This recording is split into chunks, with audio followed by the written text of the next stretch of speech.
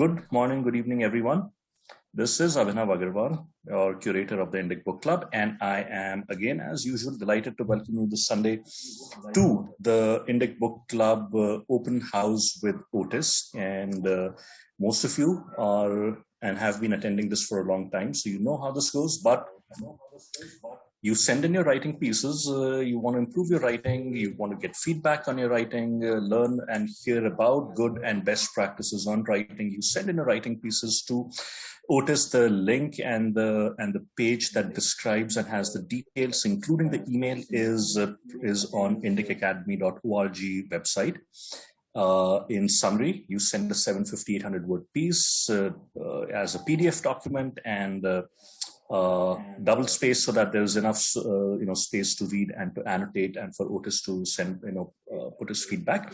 He sends it to you, and this session, which is roughly 90 minutes in duration, Otis spends that time going through those pieces. You can ask him questions, so you can ask him general questions on writing, and actually even reading for that matter.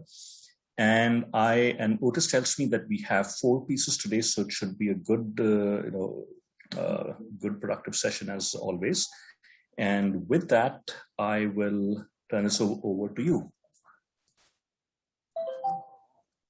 Okay, thank you. I thought later too, last week, I was like, okay, if you're here, you need to, the chance to hand something in. I just want to, I got to walk things back. It is completely fine to participate and come every week and write on your own and not be ready to hand something in to be looked at by everyone. Everyone comes to things in their own time. So there's no right way and wrong way. And I don't want to, putting undue pressure on anyone.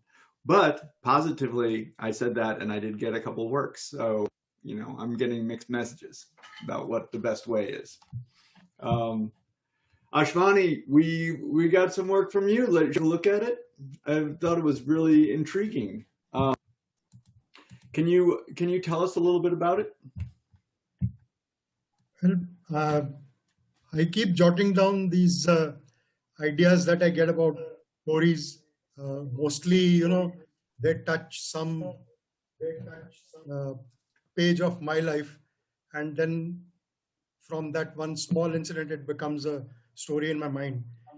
But to put it down into 750 or 800 words is sort of a bit contrived. If this was a steak, you can imagine this is about rare or medium rare, while what I would like is actually well done, which would go to about 3,000 to 4,000 words for this story. So that is a bit of a constraint to put it down into 800 words, because the evolution of that character did not actually come across the way I would put it if I had the luxury and the indulgence of 3,000 words. But otherwise, the story is, a small incident in the past, which I remembered, and which I've just, I keep making my notes to write about. So when I need to write a story, I just look at all those notes and see which one is, sort of ripe, easy, low-hanging, okay, to pluck and put it to 800 words. Okay. Yeah. So I think one way to think of our stories. I want to get you to tell us a little summary of this story too, since not everyone read it. But I hear what you're saying about the 750 words. What's useful here is that, like, in a sense, the 750 words might be thought of as a summary of the story, and you are basically capturing the story arc from A to B, even though clearly you're rushing through a lot of it, right? So, and there are techniques, that you'll learn to hold longer spaces of time in summary so that they're still evocative. That's a writing skill that will develop. So basically, I'm saying that, for one, maybe it is 750 words. I mean, the old, this is a famous, had written a letter to a friend, and and at the end they said, "I'm sorry this letter is so long, but I didn't have time to make it shorter." Right? So there's different skills, but it's still, what we hear is still a sketch, and I think we'll talk about today will help you. I mean, and you're saying a little bit that this is an experience that you've had, which I really am glad that you're writing about something, that's personal, because as they say, write what you know.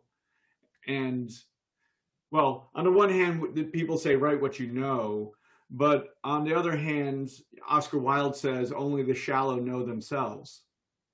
So, so we have some problems, figuring out what we know and what we don't know. But we'll put that aside anyway. We're maybe a little bit closer to knowing something of our own experience.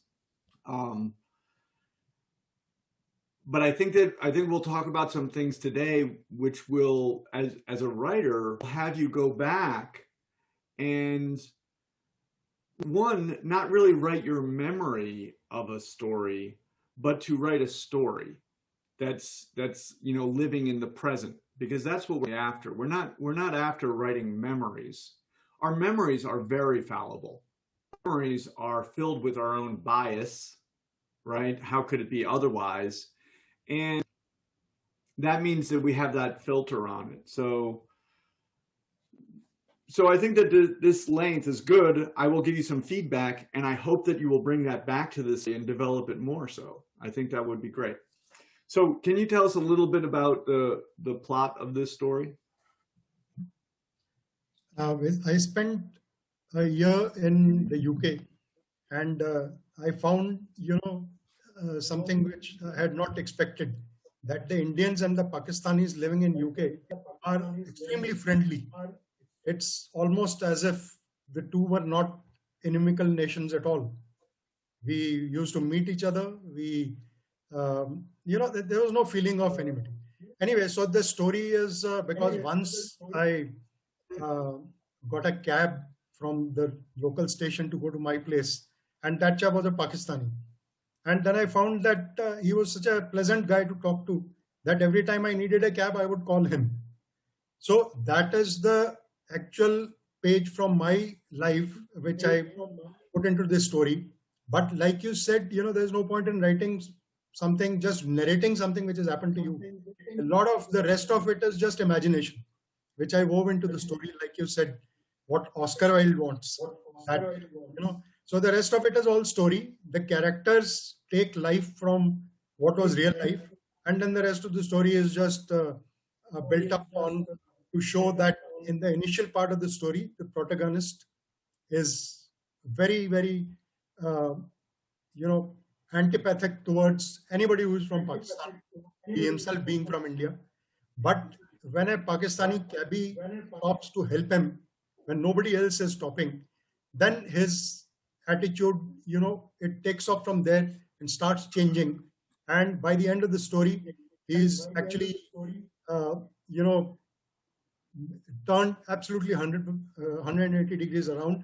And now he's so friendly to the Pakistani that when he's leaving, it's actually an emotional moment. And, both of them express the feeling that we wish we could meet again.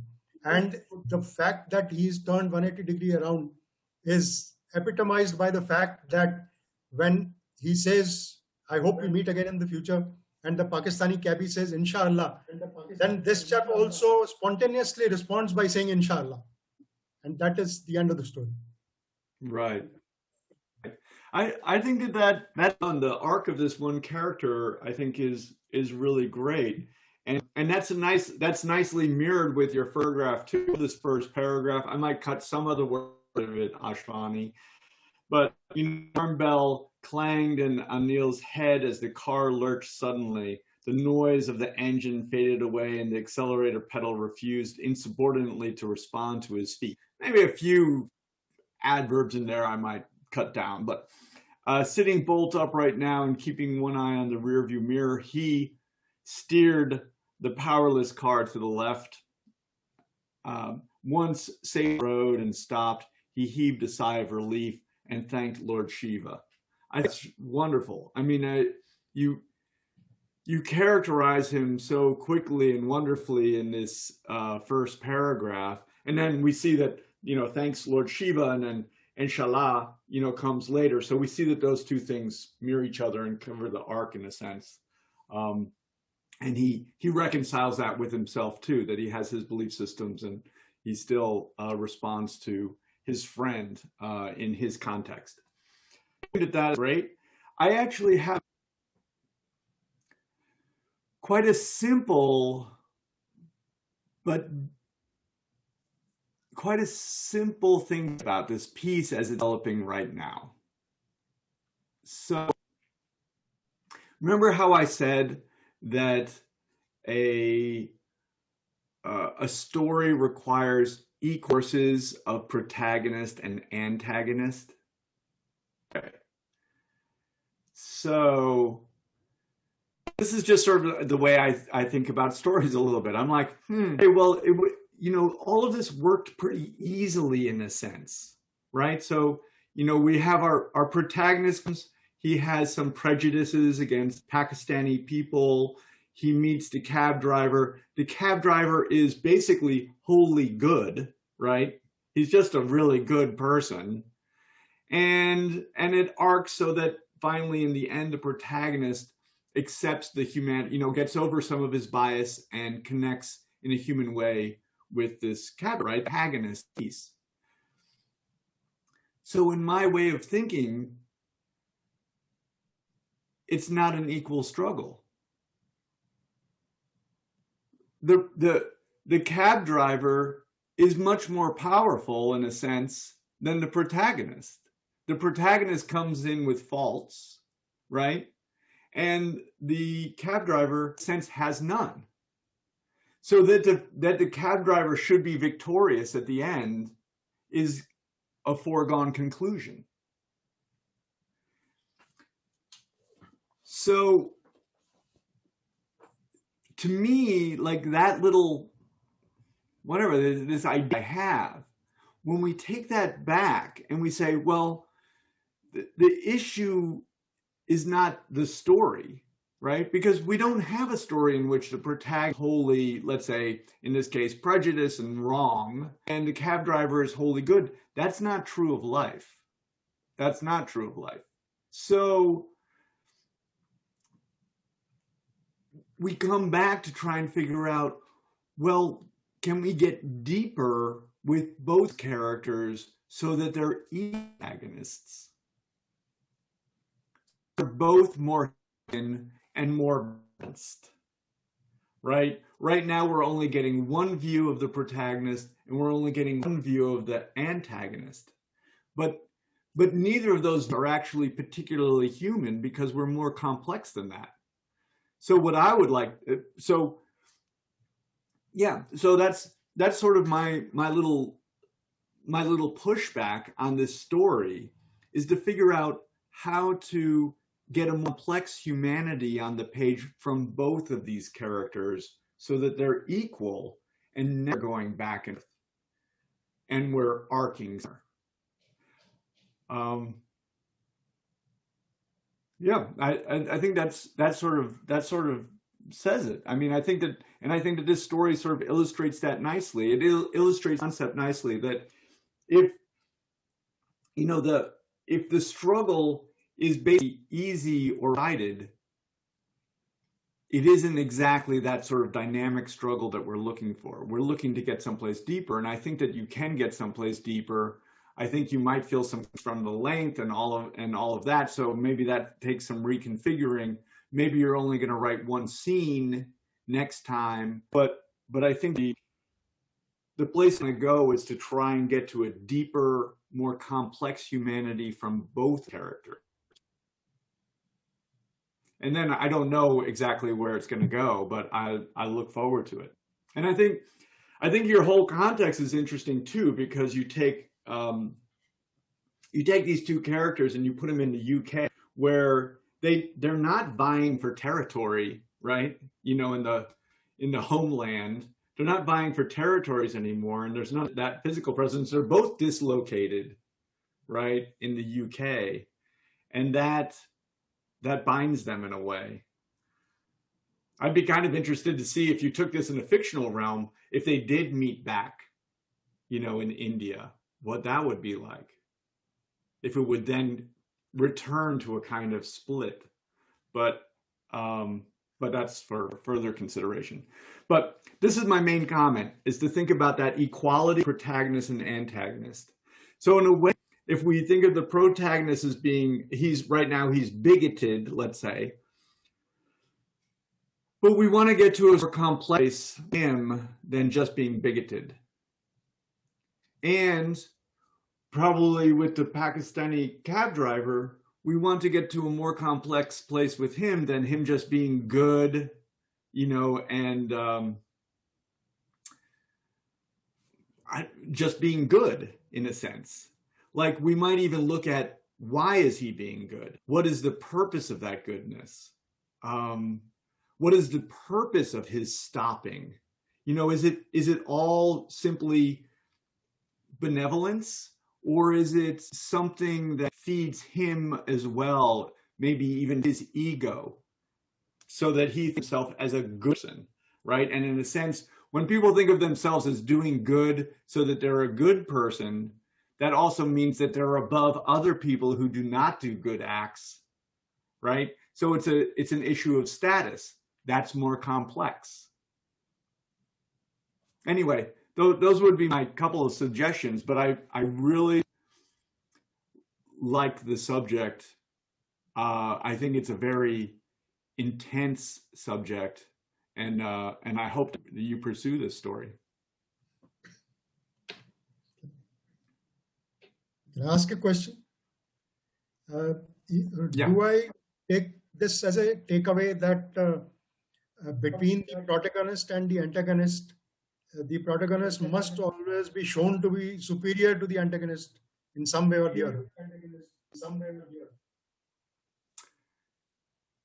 No, it's not that the protagonist is superior. We want to put equal force onto, the only thing that with the protagonist is that we see this through the protagonist's eyes. That's the only thing that's the only issue with the protagonist. And the protagonist is the one empathize with, and we therefore go through the journey with them. They're sort of they're the vehicle for our experience.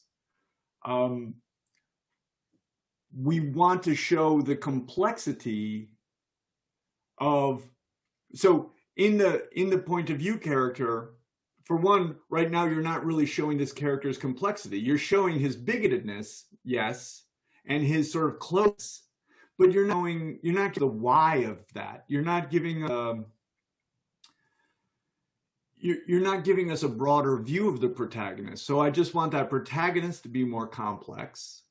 Right now he's just good. Right now the protagonist is sort of bad, the cab driver is good, and that's not an equal struggle.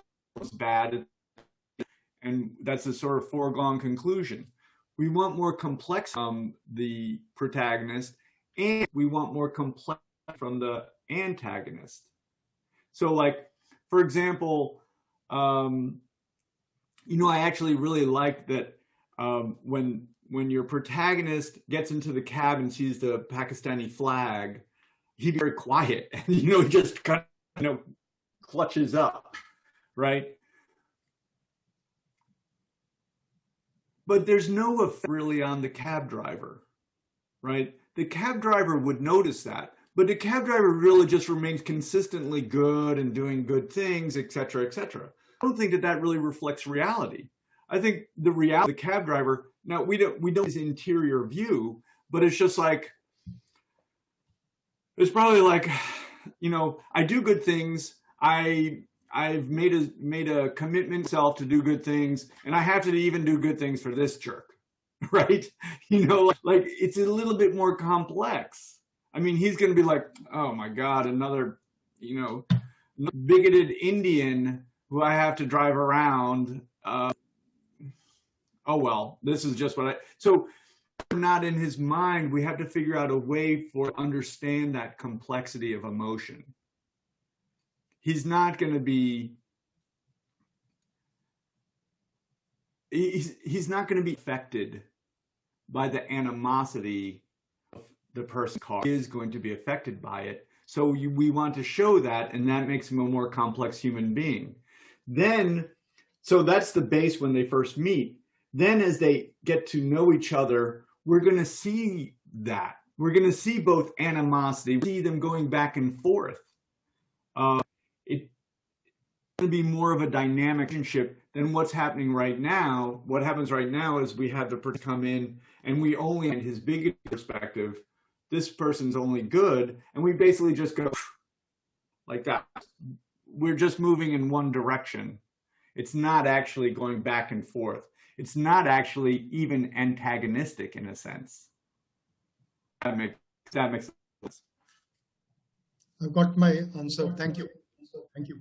Yeah. So I would just try and dig into this. I would love to, the way I would approach it is to try and develop some more scenes.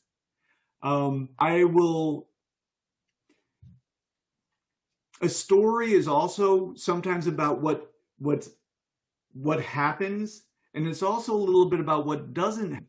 So like, even though our protagonist calls up this cab driver and you know, consistently throughout this duration of time, note that I don't think they go out to dinner together. They don't meet each families. That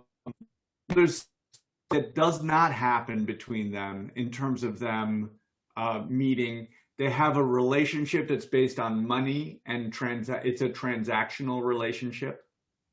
So there's more going on than just from separated to, here we understand. In fact, there's a lot of dynamics there too. You know, our protagonist might say, you know, maybe I could invite him to dinner. And it's like, no, you can't do that. And then we see, I don't know, there's a lot of places to go there. I don't want to wax poetic about it, but we see that there's more divisions between people than we sometimes think, right? And one of the divisions between people is this actional relationship that we have with people too, right? About money, etc., status again. So I think all of those, I'm suggesting a little bit like, since we're in the view character of this, since we're in the point of view of our protagonist, that we might see some of these struggles to achieve a greater sense of humanity, but also feel how that's forbidden. Because it is forbidden, and they don't have a deeper relationship. They only have a relationship as passenger and driver, really. Anyway, I would like to see much more of that. There's a lot of dynamics going on, and where you go so very right is you do pick characters in the beginning who are essentially diametrically opposed. We want to see some of that opposition in a more complex way. It's a great Ashwani, and I always enjoy reading your work. Thank you, Otis. Thank you for your kind words. Thank you.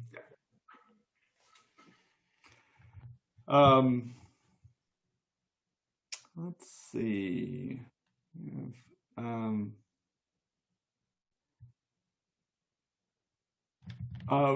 let's talk about your work.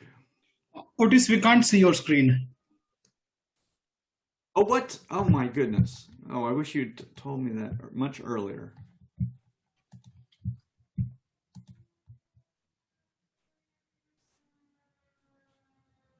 Sorry, I'm just listening to the fire truck and seeing if it's going to stop outside my house. Okay, it's passed by. Ram, tell us a little bit about this work. Yeah, so this is a story that is based on, to some extent, an incident that happened with me.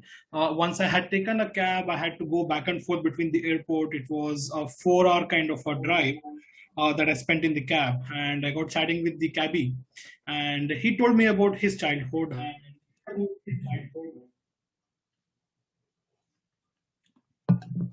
And this is Ram. This is from this is in the voice of the cab driver. Ram, I think you froze. Hello?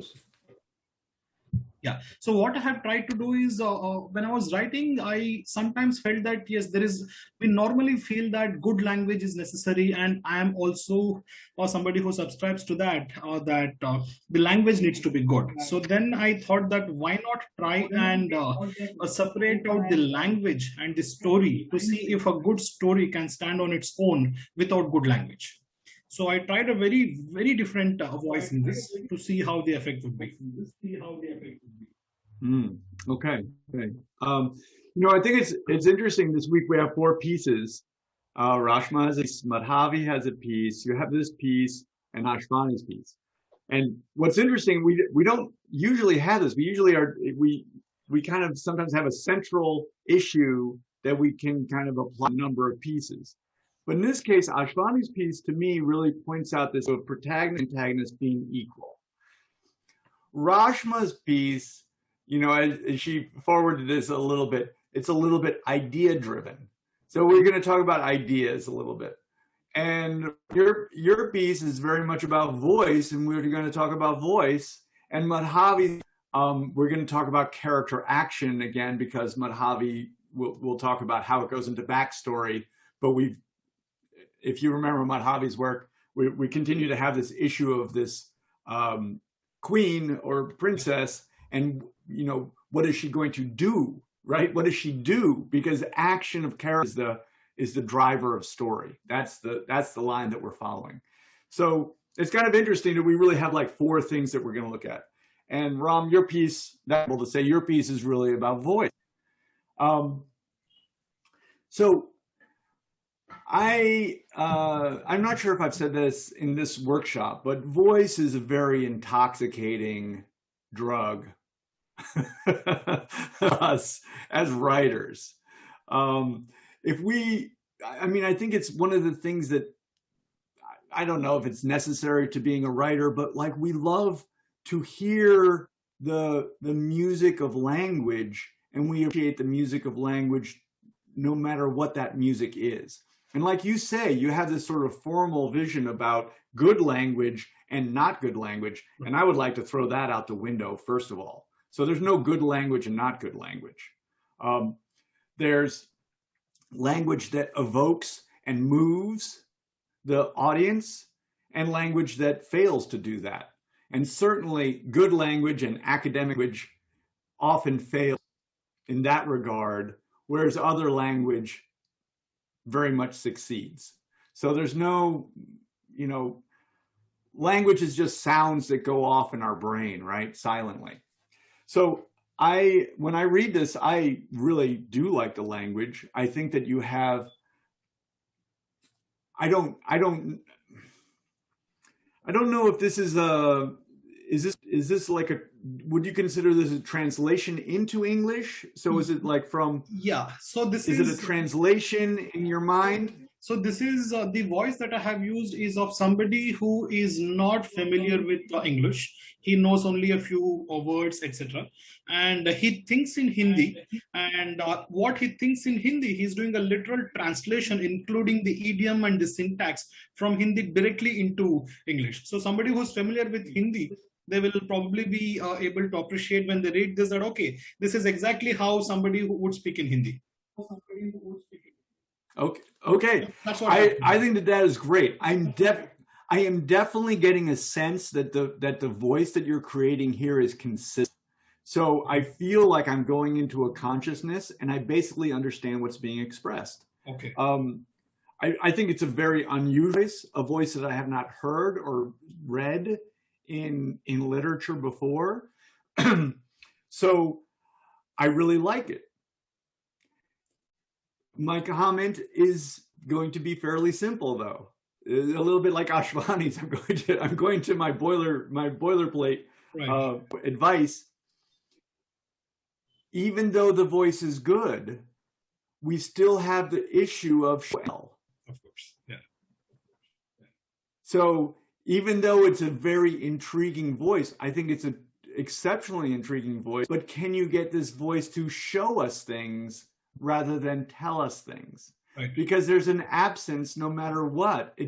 Like this piece got me thinking, in a sense, it doesn't matter who is telling.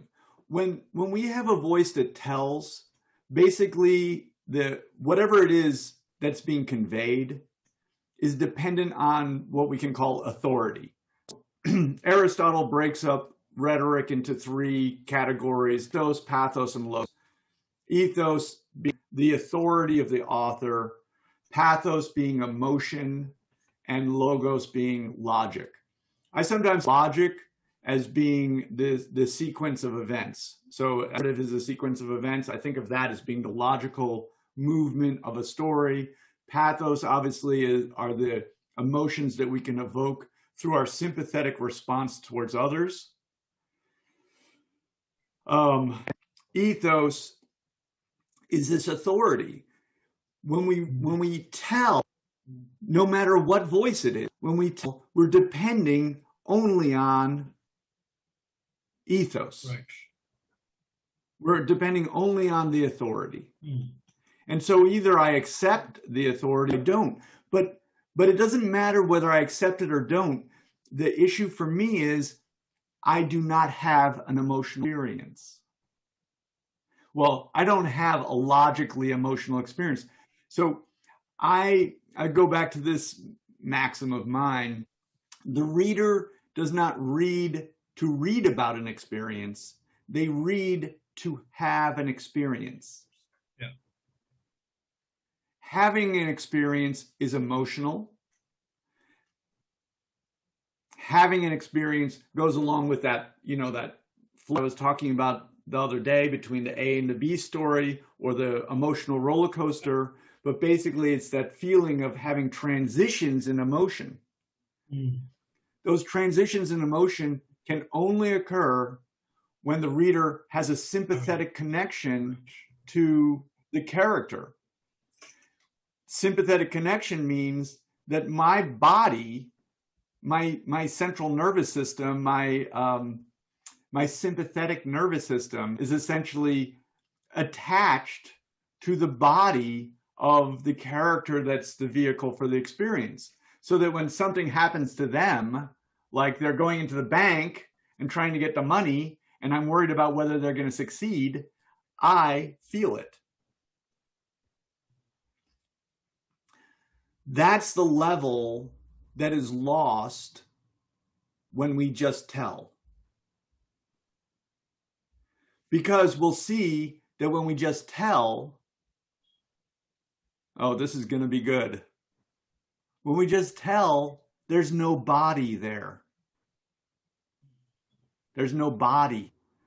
Sympathetic response is a response to the body, the physical body of the character that's in the piece. Concrete in action. Will they succeed? Will they not? A voice is just in my head. Nothing to connect to sympathetically. So all I'm left with is just being told. Yeah. No, the story is completely tell. There's a little show maybe, but it's mostly tell. I completely agree. Yeah. I was focusing more on the voice, so I ignored the show part of it. I'll have to rewrite this. But yes, that's a very valid point. Right. But this is what gets to like why voice is so intoxicating to us, because we just get drunk on it. We love it. Yeah. We just love it. I'm like, oh, the voice is in my head, and we can just forget about all those other problems of having the body character and concrete and being dramatic circumstance. Forget all that. Suddenly it seems everything is easy and good. It really it's amazing.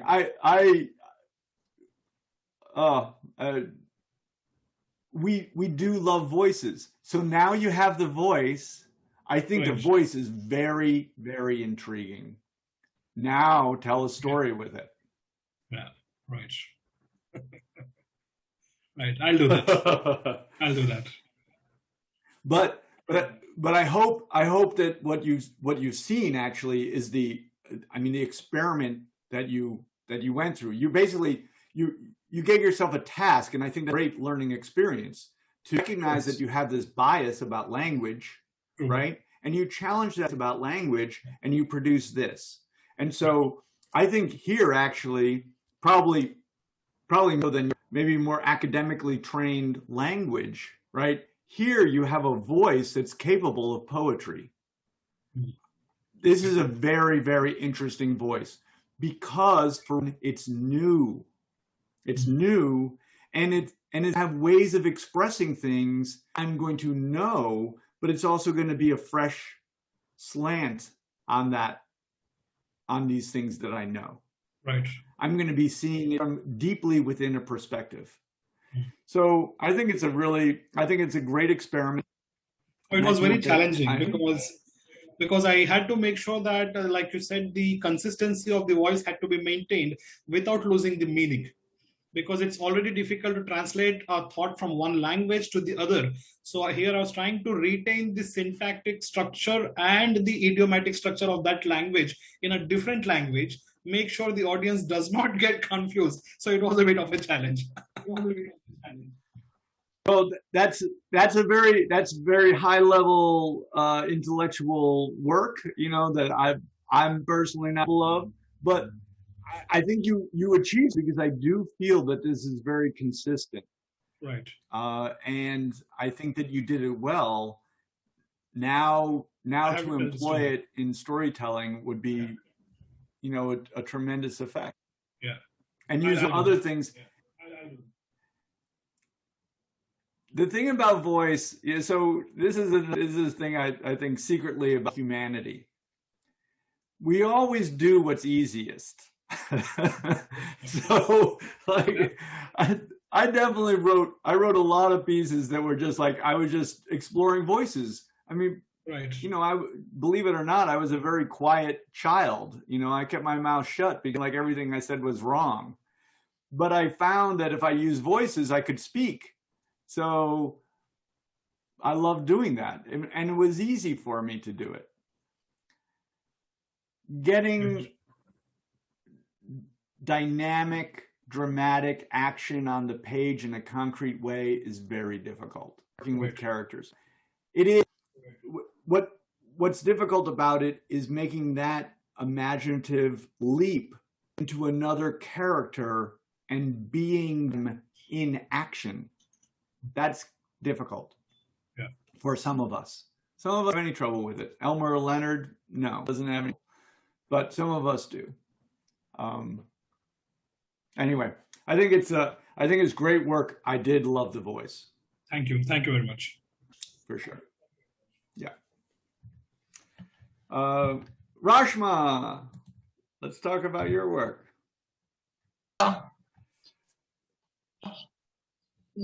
Tell us a little bit about this. Yeah, so this is work is like really. I think there's a lag. I can hear myself. I would say that this is just a scaffold. I don't even know if this is going to be a play or a screenplay, or is it going to be a digital theater work? Because you know how it is. We can't really go out and even shoot these days. And we've been in lockdown, and the theaters are not going to open up anytime soon.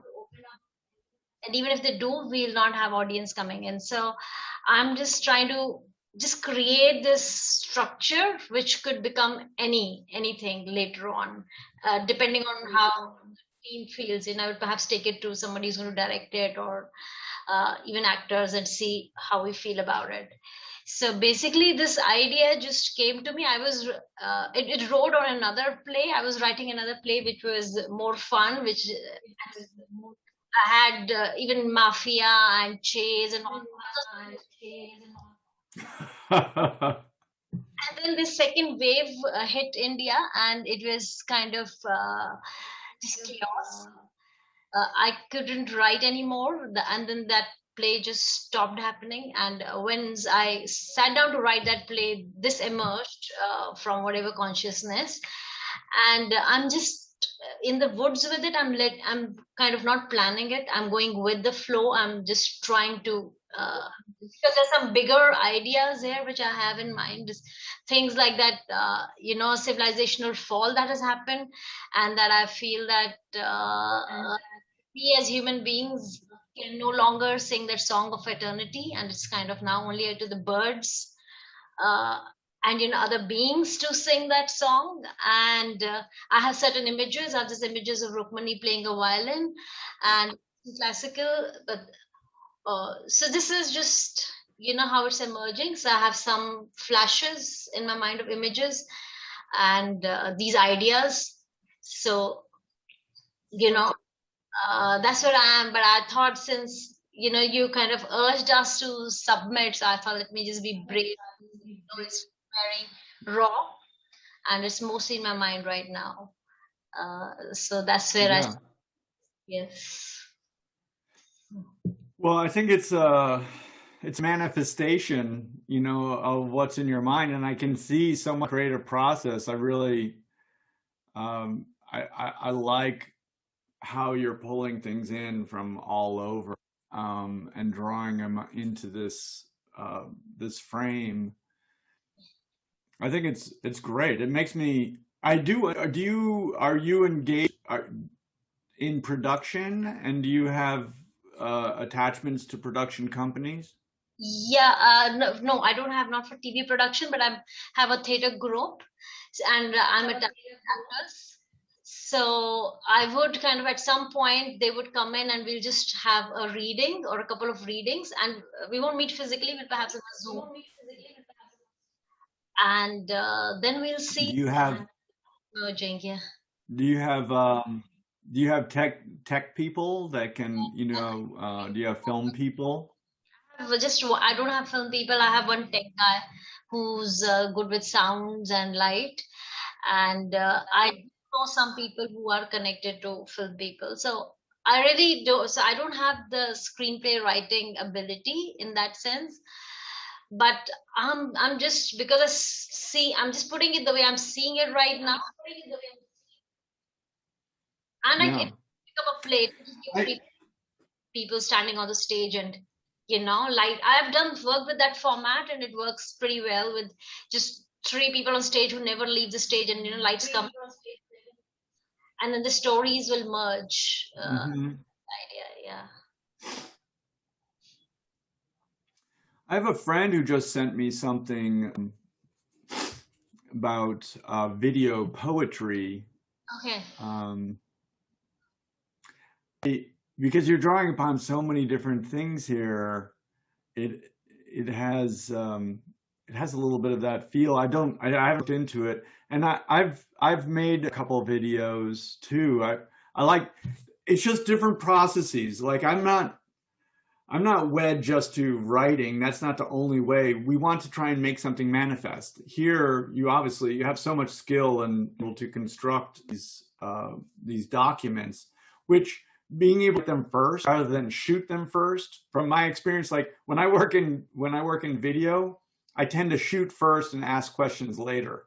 So like I organize all that film in a sense. I have it's over. I do it all at once, and then I have to redo it all. It's very time consuming.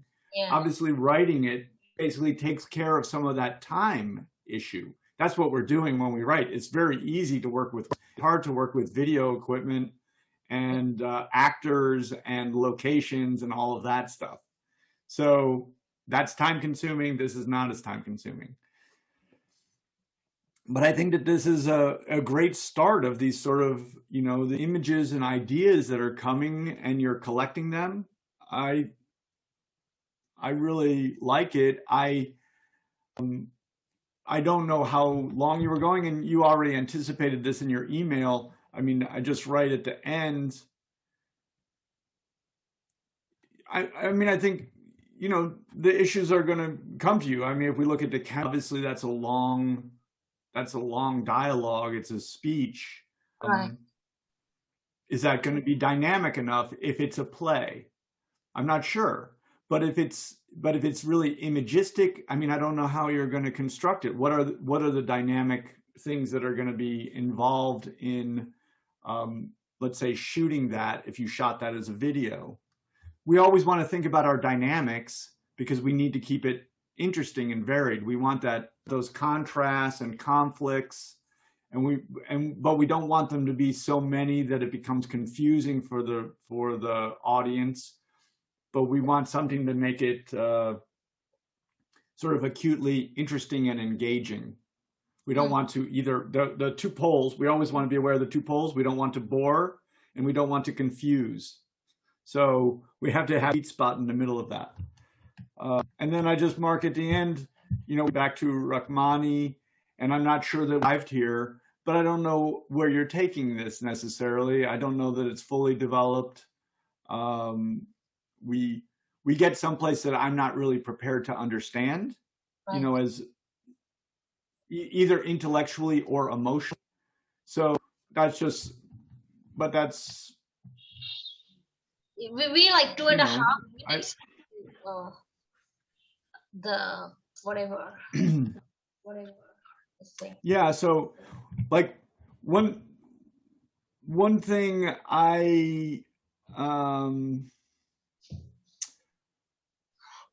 if it's a video, very short. So this was advice. Remember, did I tell you the story about my mentor who said I would have rather cut off both my hands at the wrist than write this paragraph? He also said, he gave me this very good advice. He gave everyone this advice. I'm not sure if everyone took it. Begin in action, in media res, end lyrically. So when we think of end lyrically, if we think of going back to Cherry Orchard, whatever we might think of that, it essentially ends lyrically. It ends with the diction of the family. It ends with the sound of the chopping of the trees. So that might be something to think about with Rachmani in her last moment. I mean, when you just talked about it again, about the eternity. Right. If I were shooting it as video, I'd probably come back to that myself. I would want to, I don't know what I would do. I mean, I might want, if there's birds, I might want to try and get closer and closer and closer to them, or something. I don't know. That's visual. Right. You understand the issues. I mean, when we translate from the play, and now obviously plays have been doing more of this too. They have video, they have these others that are involved in their set. So they're creating these visual tableaus for the viewer. When we go to themselves, we have even more control over that visual. Right. It might mean, and video, I mean, it's another, I don't want to try and figure out how I want to say this, but like the play might still be quite dialogue heavy, right? Because of the medium. But Right. Once we go to video, I think it's going to be leaning more heavily on image. But it is also a language. It's all a language. I don't have any problem with, going down, it doesn't matter what the voice is. It doesn't matter. It's all language. Right. So maybe that's something to think about. And that might depend a little bit on how you're thinking about the production. Right. But I think that this is interesting. I think that what you're saying, what you end up saying about gain of function is gain and loss of function, right? But I was also struck by this issue of gain of function. I was a little bit familiar with it already too, because I worked with a writer who wrote what I think is quite a good book about ticks. And so she basically puts forward that ticks were used as a kind of bioweapon, and they gave them a gain of function. Right. And their purpose was to transmit disease to the human population. So when coronavirus happened, I already had this little knowledge about bioweaponry, and this knowledge about gain of function. And I feel the echoes in the coronavirus. And I think that's whether it's purposeful or not is not really our point.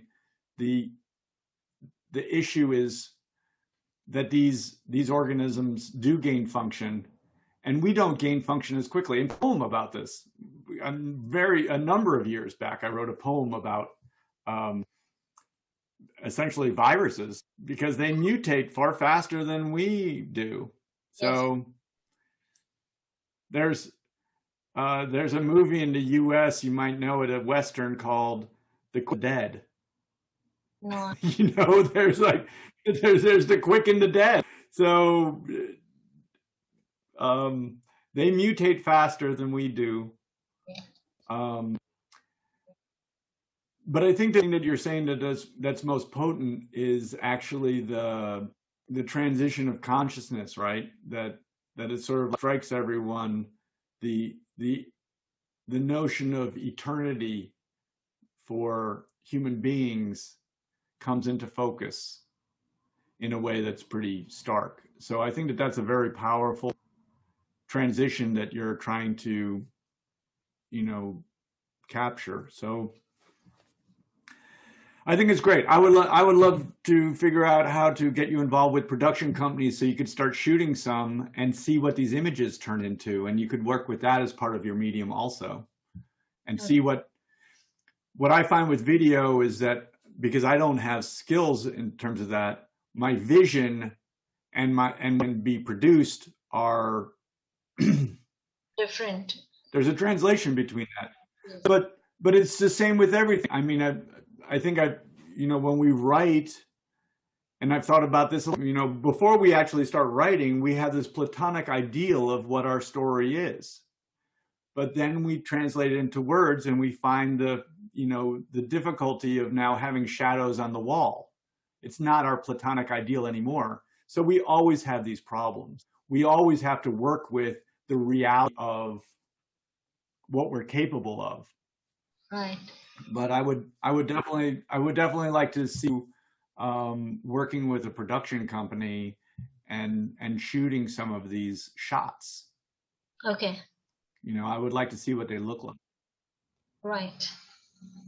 Right. I wanted also to kind of, you've seen Fleabag. It was initially written as a play. I read the script of the play. Fleabag it was on Netflix.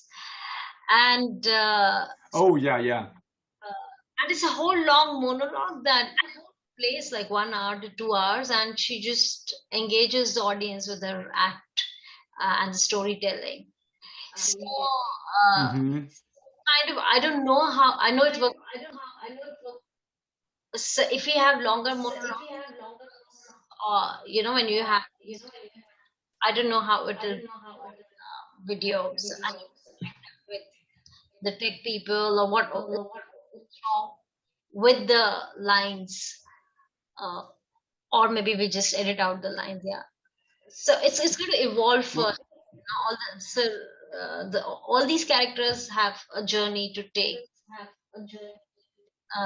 But the art. Well, I would look. Sorry. Yes.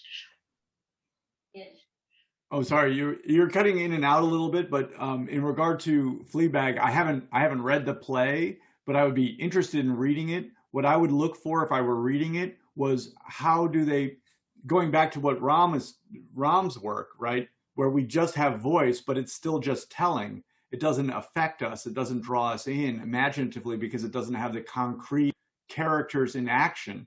It doesn't matter who's really delivering the language. That's a narrator.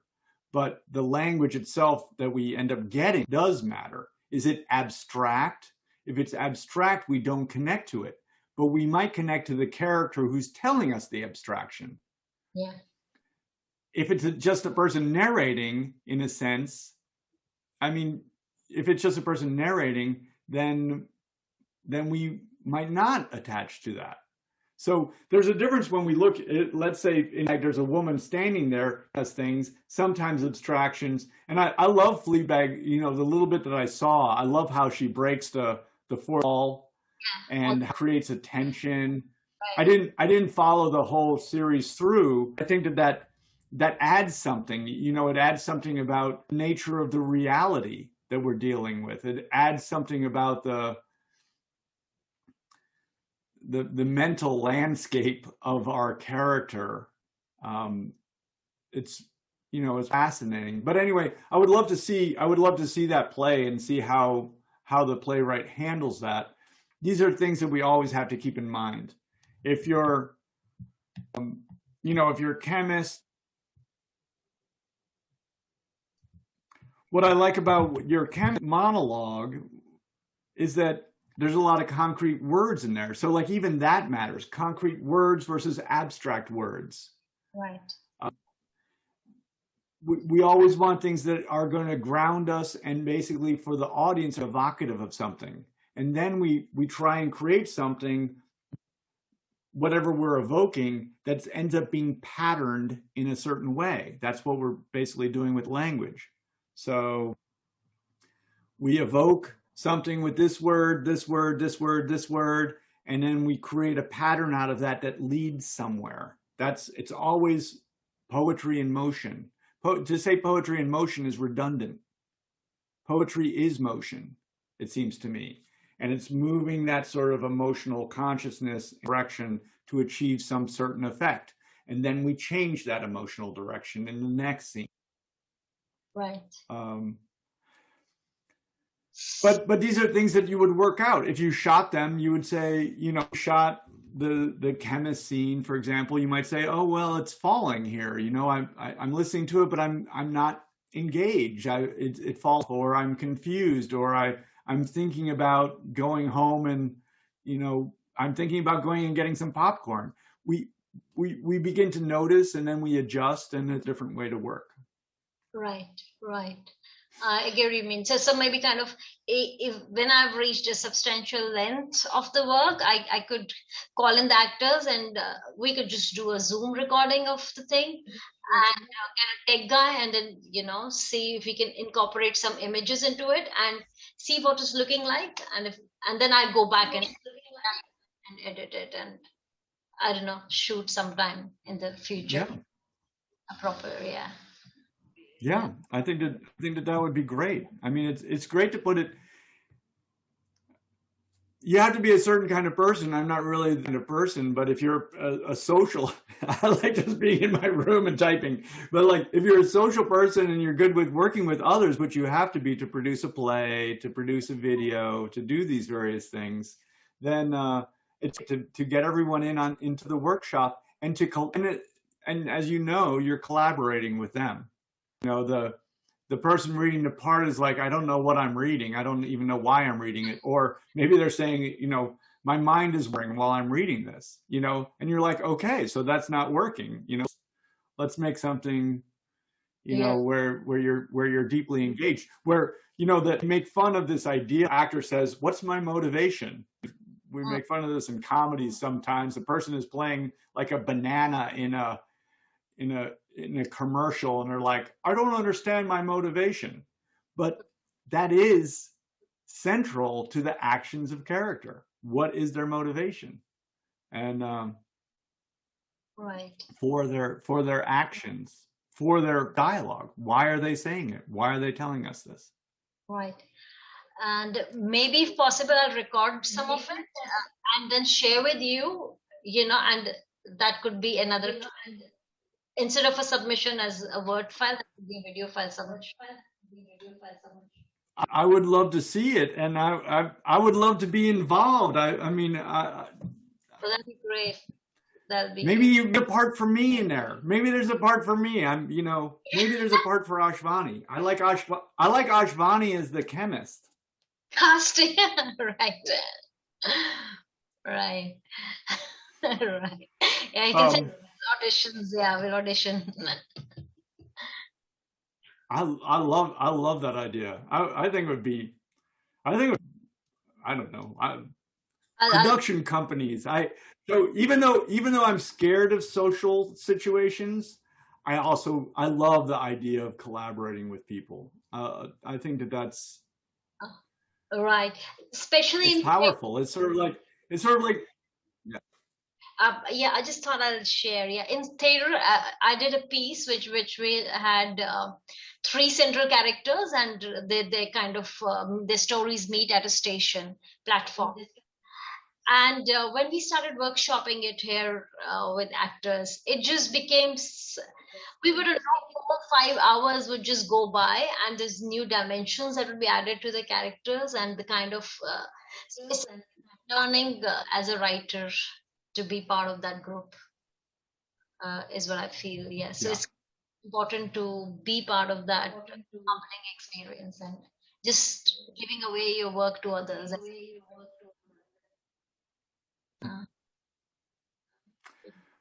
Thank you, Rashma. Great work. I see, what I really like, you're obviously, you're so familiar with your medium, and you write well, and you're able to draw all of these divergent ideas together. Right. I don't know another way to work. I think that that's the best way to work. Draw things in and then start seeing what happens. Figure out, what it's sort of like in art, right? What's your palette, your colors? And Right. I'll do that. you have the mute. Okay. Thank you Thanks. so much. Let's talk about. Yeah. Thank you. Let's talk about Madhavi's work.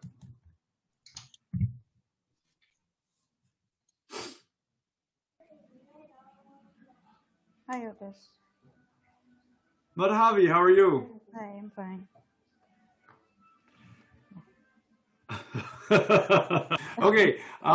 Can you tell us a little bit where we're at with this? Sorry? And in case anyone is not up to date with the story, Oh, okay. I think that I am. Yeah, we are talking about Queen Dushala here. On the day when Arjun is about to hunt and kill her husband in the battlefield. So what all emotions she goes through, what she does during the day is the crux of the story. Okay. And so far we have learned that she gets to know through a messenger that such thing is going to happen, and she's very upset about it. So now we are on to the second part. Right. Yeah. And then we go into, and then I think here you're dealing, when it goes into the italics, dealing with a backstory element. When I was writing it, I knew that I would have a red flag from your side. But there are a few things, few queries that I had in mind. So I anyways went ahead with writing this. Yeah. Good. I'm glad you did. My first question regarding this is, what if past experiences derive the character action in present? Do they serve as a trigger and we need to mention them? Yeah, so let me I've been thinking about this. I read it last night, and then I slept, and I trust my subconscious basically to do my difficult work. I woke up this morning, and I was making my coffee, grind the coffee, empty mind, just waiting for things to come in. And it seems to me that the difficulty, as we've already expressed with this character, is that she's not doing anything. So like she gets this information. So these are just ideas. I don't know what to do with them. Okay. She gets information, but the information doesn't lead her to do anything. It just means that she feels things. So I don't, I've often, particularly with like characters who think and narrate, but this is me being a character who feels things. See, we have antagonistic forces beyond her control.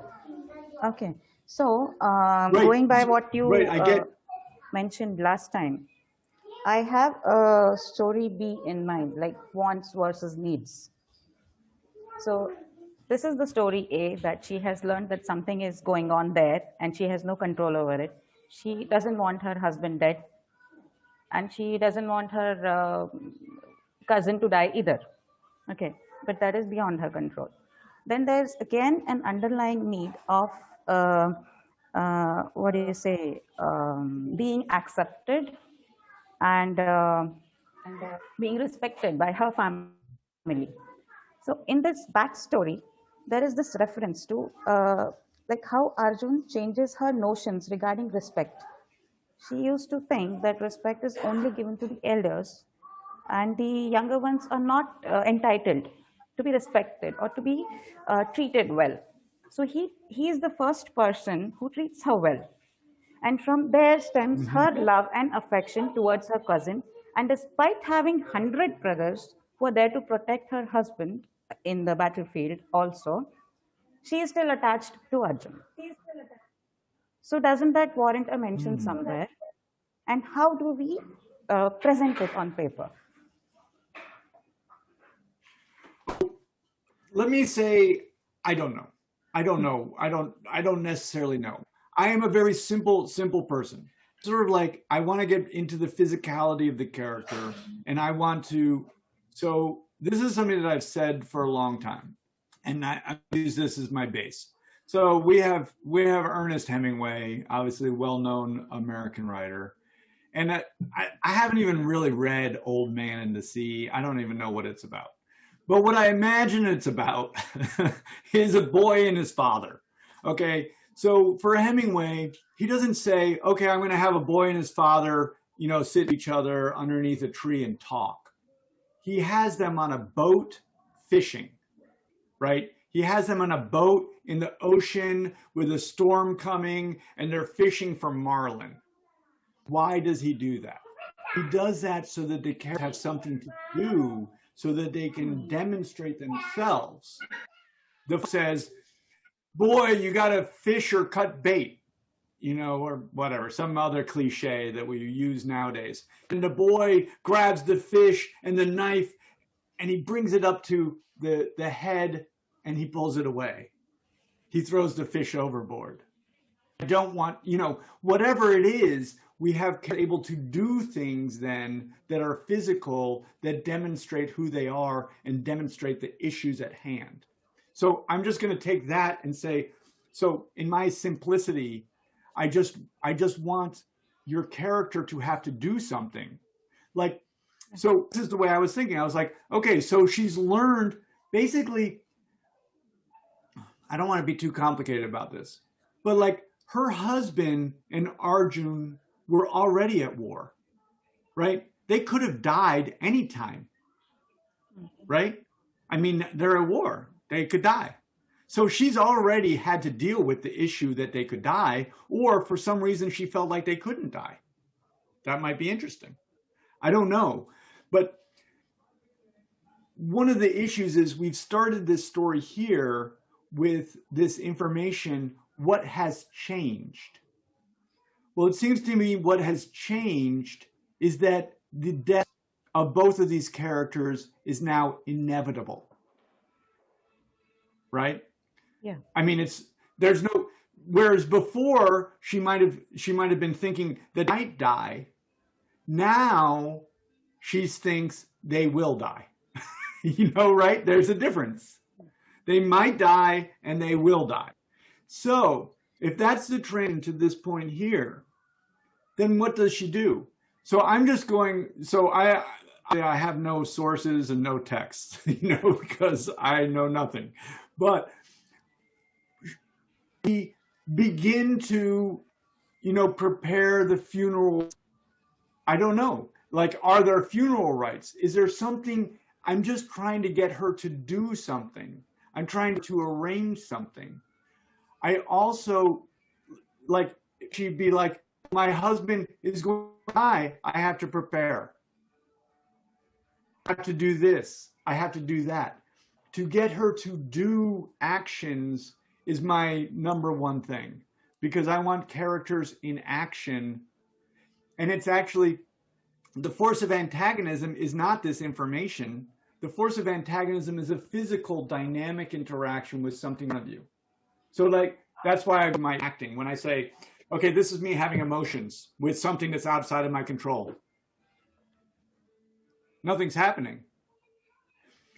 more is happening if I'm engaged with something else. This is my true antagonistic issue. I have to prepare the funeral rites, but the step of, the king says, you're not worthy to do the funeral rites, right? So now that person is really the antagonist. Now, what am I going to do in relationship to that? I want the character to do things physically. That gives you, I'm just going to say, you as the writer, just like Hemingway, when he puts the characters on the boat fishing, it gives you so much more to work. Because now you have, a second ago we were talking with Rashma about, what the characters say in their dialogue. And we were talking about this with Ram too. If it's abstract words, I felt sad. Sad is abstract. There's nothing tangible.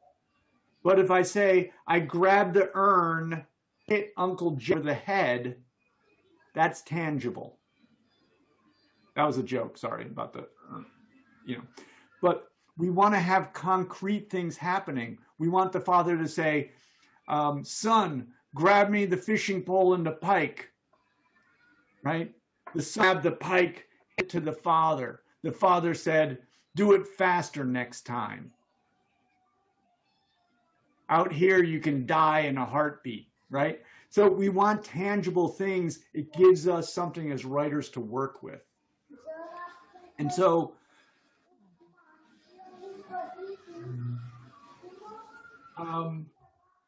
I guess I want to share this story with you. So when I was at Stanford, I went there, a writer named Adam Johnson. Adam Johnson has gone on he wrote a great book of short stories. He wrote a book that won a Pulitzer Prize called The Orphan Master's Son, takes place in North Korea. The thing I learned from Adam that I won't forget is that I'm competing with him for an audience. He will do everything to make his work.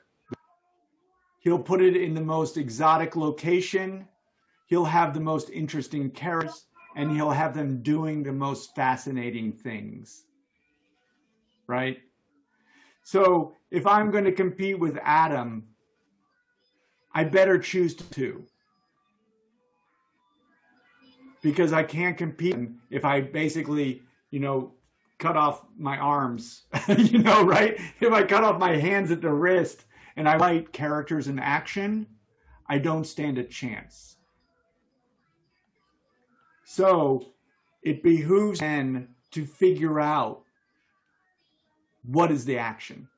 So, among other things, what is the location?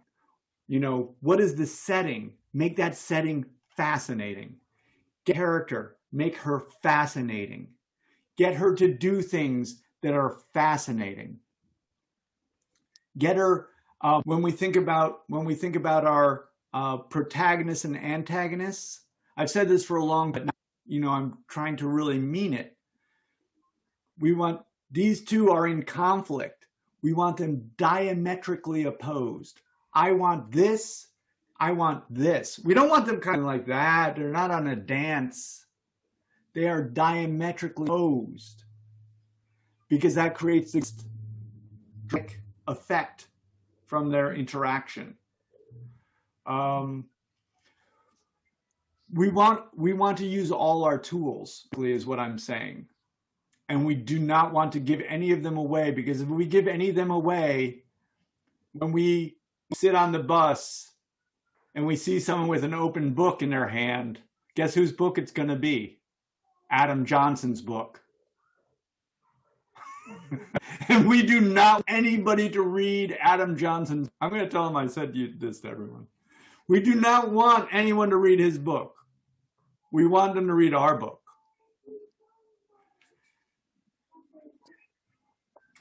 You have a great character, to bring her out. And we bring her out by discovering what it is that she wants. And I would think about what can she do, so that you can have the character doing things the concrete actions on the page, and then often and ideally have some kind of dynamic on the page. Things that she tries to do, but she's not able to do because of the forces of antagonism. And then how much she wants to do them. We see the force of her character by the way that, so it's not a story, I've said this before, a story is not about what a character wants, it's about what they're willing to do to get it. It's by us witnessing what they do that we can understand how much they want. Does that make sense? Yeah. So that's why a story is about try and fail. And actually going again to Ram's work about the character who stops eating, and she stops basically nourishing the child, within her. She's doing things. Once we recognize that it's not that she's not doing things, she is doing things. She's doing things to get what she wants. And so I think, so my feeling here with this character is we have to give her something to do. So, and to give her something to do means we also have to figure out what she wants. And then let's get her into action and see what happens. For me, I discover everything about characters once I see them in action. I know nothing about them when I see them not in action. Just the same way, like, let me do my performance again. Just like if I was the character and you'd know nothing about me, right? You already know so much more about me if you see me go like this. Any action tells you about me. No action doesn't.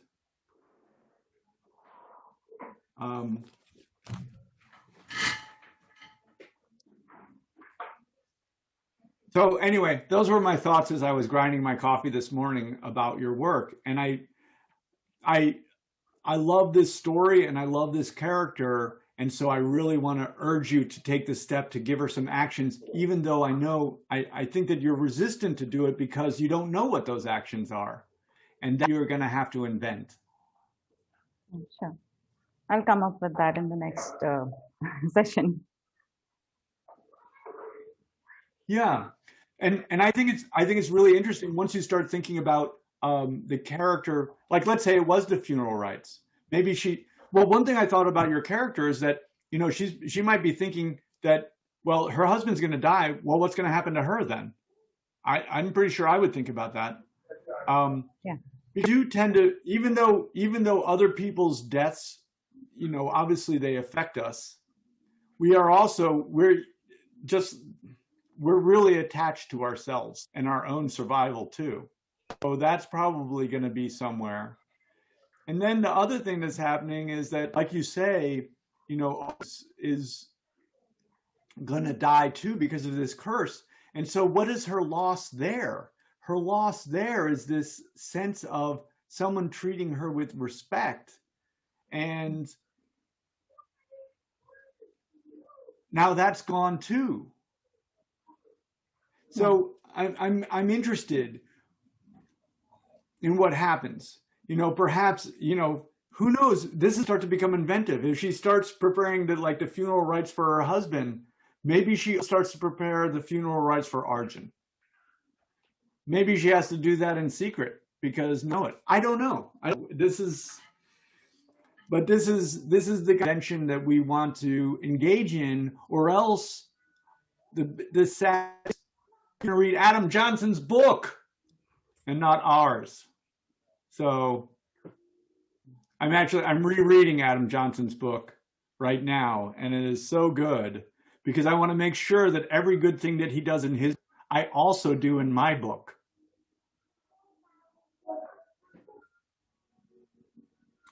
But we'll get her into action then. Right. But you are getting there. It's not very much action, but in this story here, right, you see her in the balcony and you do a great job. You see her shadow is part inside, part outside. So that was a great detail. You you reach to have physical detail on the page, and then you use that detail to trigger her thoughts. That's a great start, but you're still not giving yourself enough tools, right?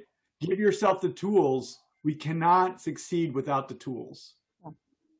And one of those tools is having some characters to actually do, to try and accomplish. Bonnie and Clyde, what's the story of Bonnie and Clyde without them trying to rob a bank? Nothing. It's just two sad characters hanging out in a wheat field. Sorry, I'm being funny. It's my definition.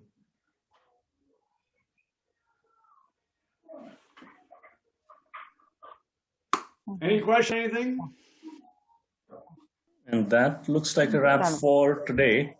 We went through 4 pieces, right? So I promise I will send my piece in the next day or 2, so you have enough time to go over it, Otis and I. It should happen that I realize on Saturday evening or Sunday morning that, oops, I should have sent it. So please, folks, you also, all of you who have writing pieces, please send them. And I think, as Otis had mentioned last Sunday, that for those who are working on any of the 2 anthologies in progress that are being curated by Aditi and Shivu, if you want to, please do also send a 750, 800-word excerpt from that piece to this for review and to go through in this session, by all means. And we'll put this recording up on YouTube in a couple of days, and and keep sending those pieces in, and we'll talk to you in a week from now. Thank you, everyone, and good night.